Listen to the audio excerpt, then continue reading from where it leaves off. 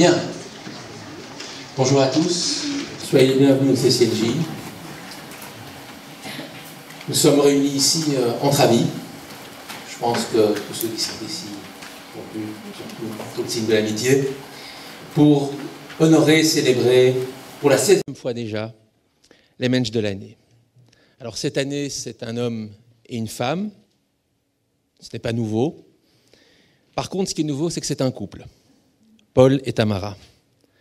Alors il ne s'agit ni d'une question de parité, ni une manière d'éviter d'éventuelles jalousies entre l'un et l'autre.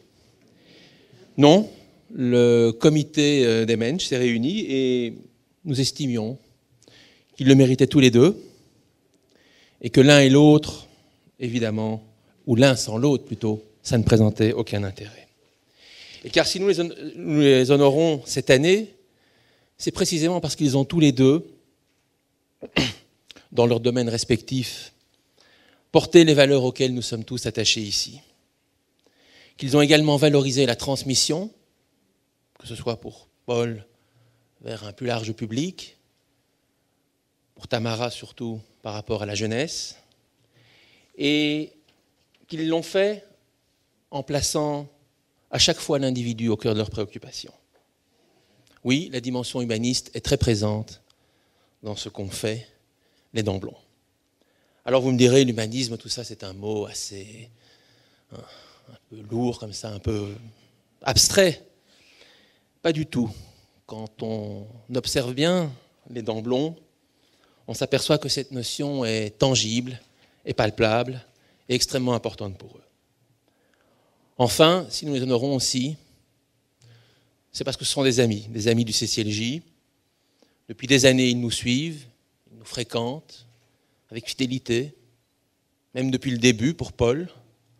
Tamara nous a rejoints ensuite.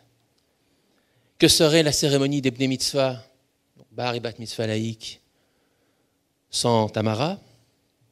Que serait notre rapport à la laïcité sans Paul? Je ne vais pas mentionner, et il y en a une longue liste, toutes les conférences, tous les débats, les colloques auxquels il a participé, qu'il a animés ici au CCLJ. Et quand ce n'est pas des sujets aussi sérieux que la laïcité, et que des choses un peu plus légères comme les plaisirs de la table, c'est vrai que nous avons eu des soirées vin fromage. Eh bien oui, c'était Paul Damblon qui s'en chargeait.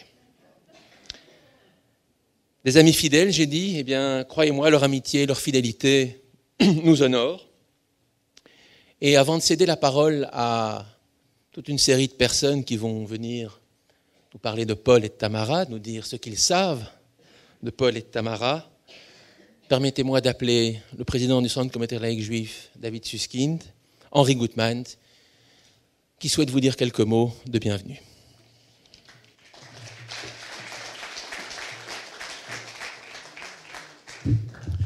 Mesdames, Messieurs, chers amis, bonsoir.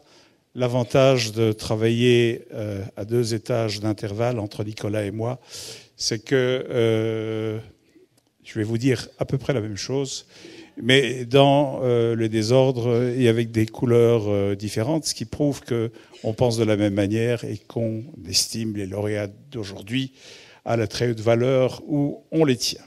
Et donc, je suis content de vous voir aussi nombreux. Ça veut dire que les amis de Paul et Tamara sont nombreux et que nos amis le sont aussi. Je vais vous lire ce qu'il y aura marqué sur le diplôme à la fin quand on n'aura pas le temps parce qu'on va se précipiter. Les motivations très officielles, puisqu'on leur remet un diplôme de ce prix. Je rappelle que ce prix a été créé à l'initiative, comme bien et tellement d'autres choses, de David Suskind.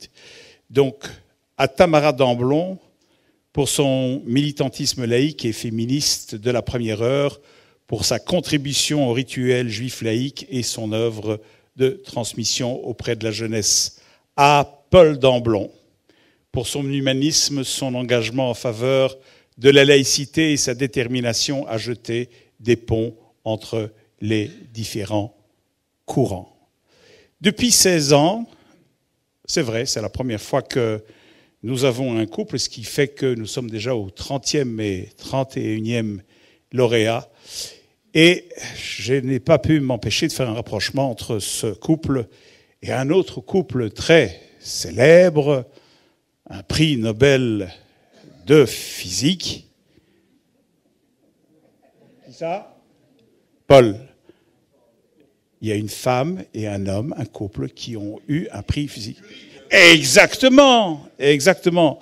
Donc, Marie et Pierre Curie, et ils l'ont eu exactement il y a 111 ans pour leurs études sur la radiation. C'est le titre, c'est exactement l'intitulé du prix, parce qu'il y a, en radiation, il y a la radioactivité, il y a d'autres types de radiation que celle-là. Et la radiation, mes amis, je parle évidemment sous ton contrôle, Paul, hein, si je me gourre, et ça risque d'arriver, tu me corriges, c'est le processus d'émission ou de transmission d'énergie.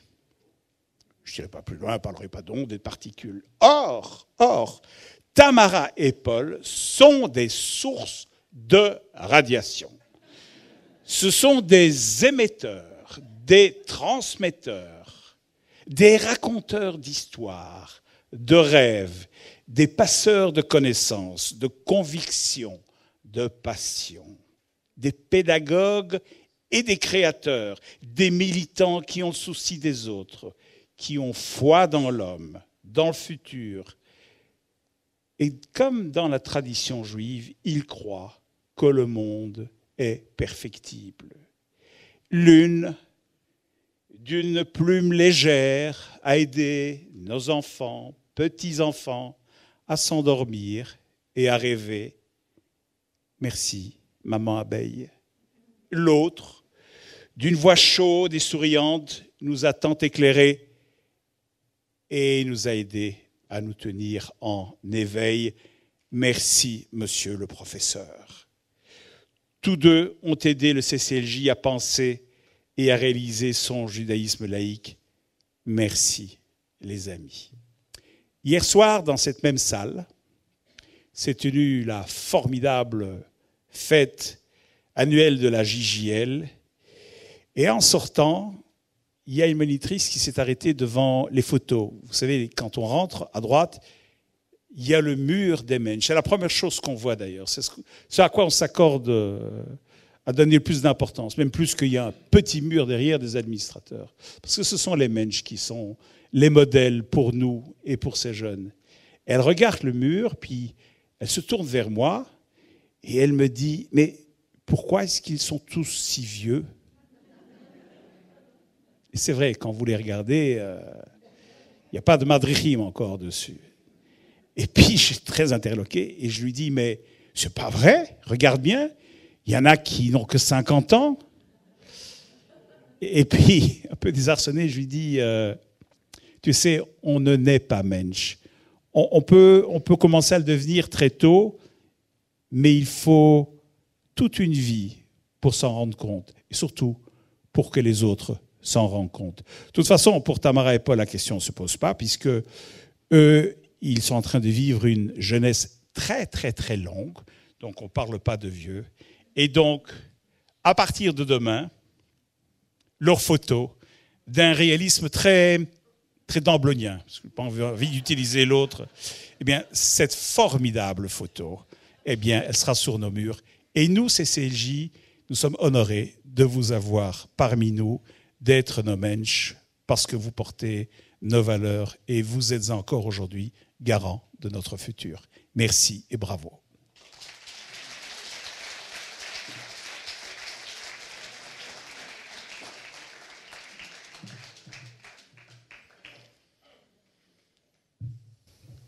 Je vais tout de suite céder la parole à Mikko Hirschberg, qui est le petit cousin de Tamara. Vous avez la parole.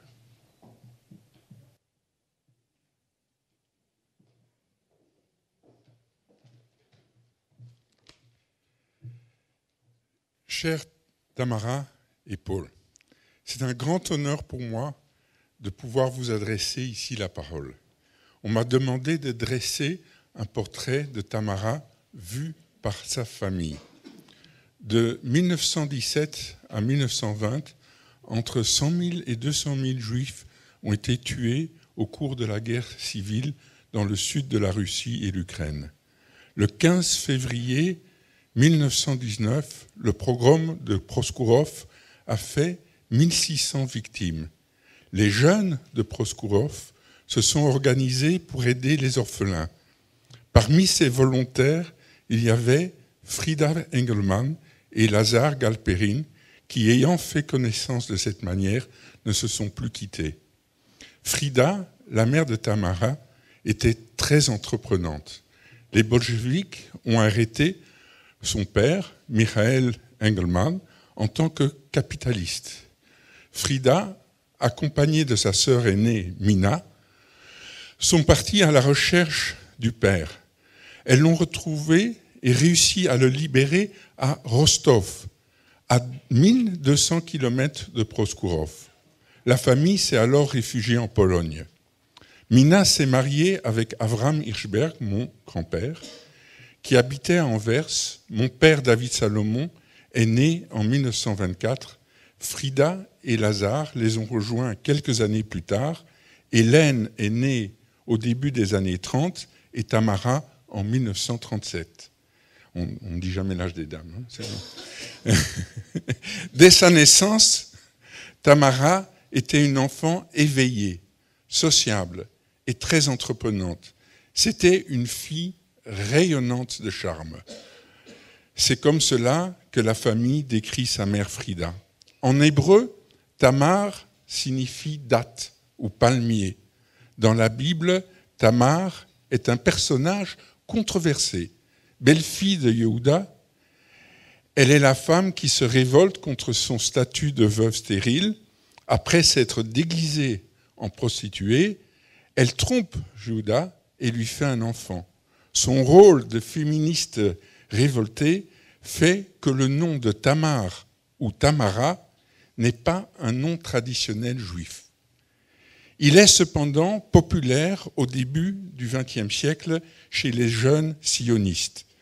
Frida et Lazare n'auraient pas pu mieux choisir le nom de leur fille. À un peu plus d'un an, sachant à peine marcher, Tamara a déjà démontré sa force de volonté par une victoire éclatante sur la grosse Monique. Tamara marchait difficilement en s'appuyant sur une poussette de bébé. Monique a violemment essayé de prendre la poussette. Tamara, d'abord ébranlée, a pincé Monique tellement fort que cette dernière a vite lâché prise. À 4 ans, Tamara était déjà très entreprenante. Elle venait tous les vendredis soirs manger des cacahuètes grillées chez son cousin David qui habitait 2 rues plus loin. Nous sommes tous éternellement reconnaissants à nos amis belges qui, au risque de leur vie, ont sauvé des milliers de juifs. Madeleine Sorel a sauvé Tamara et 60 autres enfants juifs en les cachant de 1942 à la fin de la guerre. Malheureusement, Frida a disparu. C'est une ombre qui pèse sur Tamara. Après la guerre, Tamara a été, en 1947, un des enfants d'honneur au mariage de mes parents, David et Lydia, ici présents. Et pendant cette période, Tamara avait une enfance difficile, entre un père et une tante déprimés par la tragédie de la guerre. Heureusement, le mouvement de jeunes sionistes à Shomer HaTzaïr a été une famille pour elle.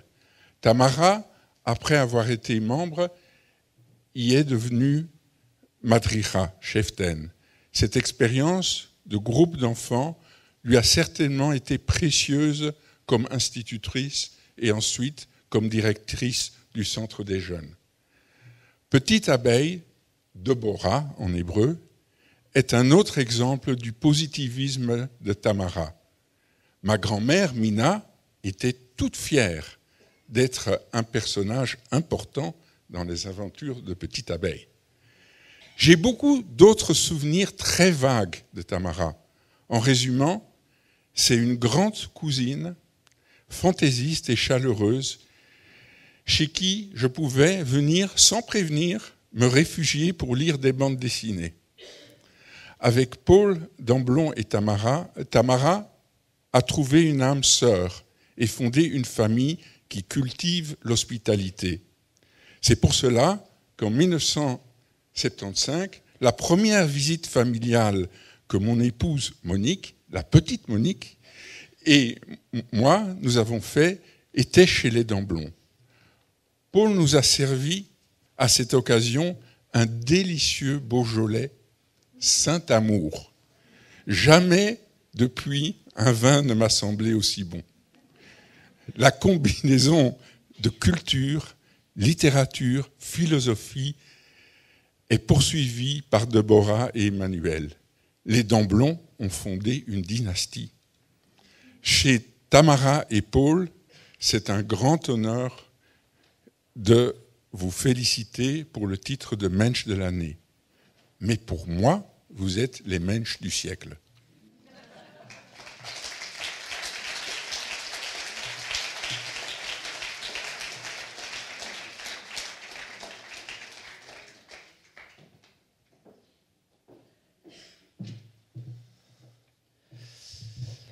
Paul Damblon est chimiste, scientifique, mais comme tous les grands scientifiques, il a un intérêt marqué pour la philosophie et aussi pour les sciences humaines en général.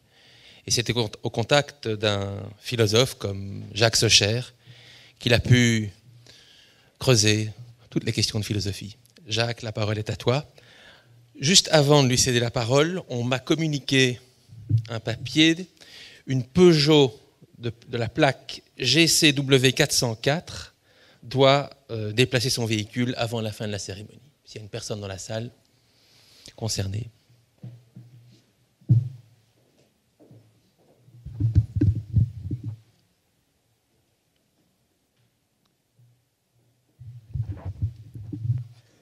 Chère Tamara, cher Paul et vous tous, chers amis, je connais Tamara et puis Paul Damblon depuis plus de 40 ans. J'ai toujours su que Paul était un homme passionné, généreux, un homme de partage, de connaissance et d'amitié. La preuve, c'est quand on le voit, même 10 ans après, il vous donne une accolade fraternelle, une chaleur qui passe, Tamara aussi, et donc on se sent immédiatement bien et en pays d'amitié.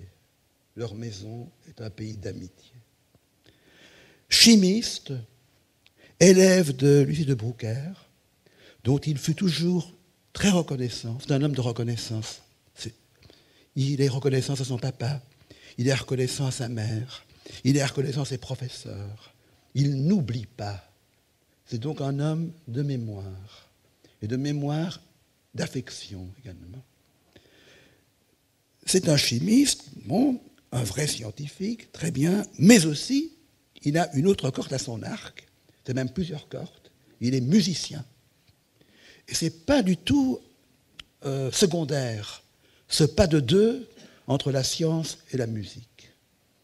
Et auteur de nombreuses partitions, et même d'un opéra, sur un personnage qu'il affectionne comme beaucoup d'entre nous, Cyrano de Bergerac, qui a été monté à l'Opéra Royal de Wallonie, qu'il a par ailleurs dirigé pendant 4 ans. Donc au moins une double vocation. Et évidemment, à ce moment-là, nous sommes dans l'institutionnel.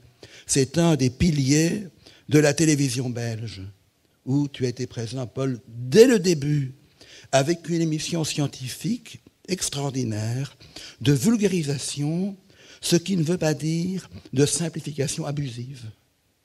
Donc l'art de communiquer des choses extrêmement complexes pour que le plus grand nombre d'hommes et de femmes comprennent. Ça, c'est vraiment, je pense, quelque chose de progressiste. L'élite, ça ne vient pas d'en haut, c'est que tous les gens qui ne peuvent pas y participent et sont conviés à une élévation de connaissances et spirituelles. Donc, homme de partage de connaissances, esprit clair, cartésien, ne se payant pas de mots, se méfiant parfois, au début de nos conversations, du caractère ésotérique et obscur de certains textes philosophiques, pourquoi ne pas dire clairement des choses même compliquées? Ça apparaît dans son livre, dont je parlerai un instant, Au bonheur de vivre, libre propos d'un mécréant qui fonctionne par des définitions. C'est quoi un libre exaministe? C'est quoi un laïc? C'est quoi un athée? C'est quoi un agnostique? C'est quoi le bonheur? C'est quoi le plaisir? C'est pas la même chose. Définissons. Et quand nous rentrons dans les définitions, évidemment, à ce moment-là, on progresse. On a le chemin ouvert vers la connaissance. Ce tome, un départ positiviste et même légèrement matérialiste, est passé peu à peu à une ouverture aux sciences humaines, comme Prigogine, qu'il a admiré, qu'il a bien connu, qu'il a fréquenté, dont il a parlé dans ses émissions, bien sûr.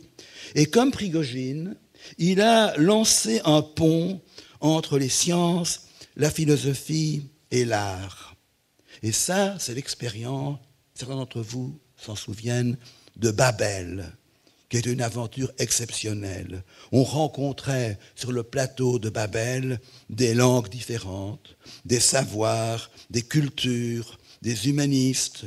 Voilà le mot lâché, on en a parlé il y a une minute. Le mot humaniste, au fond, pour Paul, rien de ce qui est humain ne lui est étranger. Et Babel fut ce lieu de débat ouvert, de contagion du gai savoir. Au fond, on l'a déjà dit, Paul, et j'y reviendrai, Tamara, sont un homme et une femme contagieux. Non pas dans le sens de la maladie, mais de la grande santé. Et à ce moment-là, je voudrais aussi parler de quelqu'un qui a non seulement dans l'ascendance le sens des parents, des professeurs qui l'ont formé, mais celui des enfants. Et tous les deux, Déborah et Emmanuel, issus de ces gens Mensch, eh bien, sont ces grands enfants devenus des adultes, l'une une grande librairie, pour ne pas la nommer, publicité, on veut le faire. Tout le monde connaît? La Licorne, bravo. Et l'autre, professeur de rhétorique et d'argumentation à l'ULB. Paul d'Amblon, on pourrait dire que c'est quelqu'un dont le sens de la philosophie, de la vie, c'est très simple et très compliqué, c'est le bonheur. Au bonheur de vivre, c'est un livre extraordinaire paru chez Complexe, André Versailles, sous-titre « Libre propos d'un mécréant », livre paru en 1999. Et à ce moment-là, nous avons différentes définitions du bonheur, du plaisir, du laïc. Et il y a une phrase pour le laïc, c'est un homme qui se tient droit.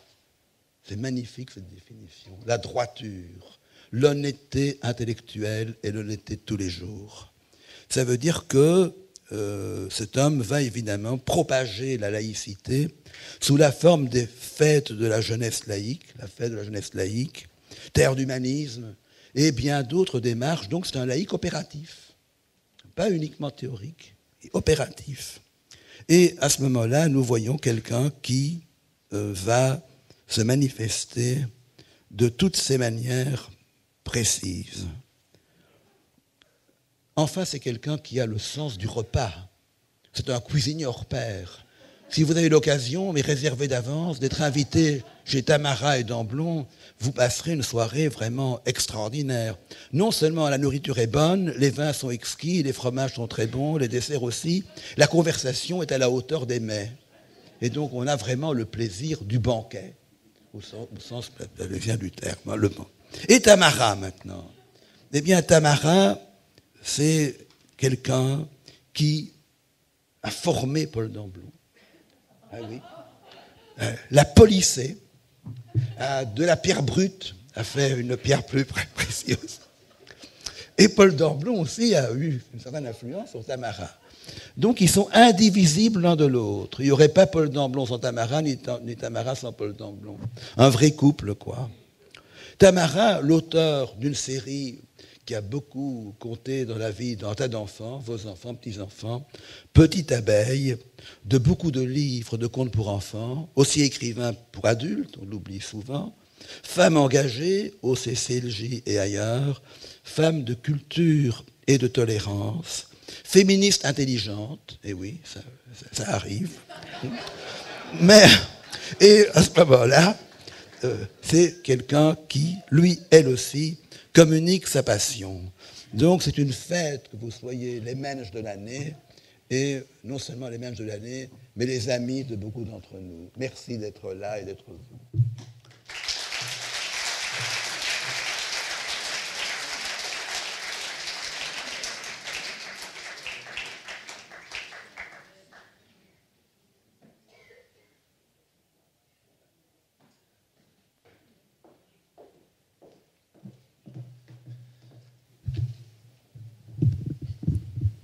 Alors grâce à la magie de la technologie, nous allons pouvoir entendre et visionner le témoignage de Astrid Günzburg, qui est une amie d'enfance de Tamara, et qui nous adresse quelques mots de New York. Bonjour Tammy, mon nom est Astrid Günzburg, née Jakubowicz. Toi, tu le sais, mais tout le monde ne le sait pas. Je suis une amie d'enfance et je voudrais être là, mais ça m'est tout à fait impossible. Alors, je vais parler sur ce vidéo. Je veux commencer par parler de ton père, Monsieur Galperin, qui disait en yiddish « Tamara, Tamara » wenn es schon wären un Mensch, mais à la place de dire ça, il disait « Quand est-ce que tu vas devenir un homme? Je sais que tu ne vas pas devenir un homme, mais tu es un Mensch et tout le monde ici s'est réuni aujourd'hui pour te célébrer et t'honorer. Et moi aussi, je suis ici, de loin. » À l'âge de 9 ans, tu m'as pris de côté pour me demander si je voulais être ta meilleure amie, et c'était un grand secret. J'ai immédiatement dit oui, et nous sommes restés amis. Tu m'as fait jurer de ne pas le dire. Aujourd'hui, le secret est public. Je suis une amie de longue date. J'espère continuer à être ton ami pour très très longtemps. Et je te souhaite Mazel Tov à toi et à toute ta famille.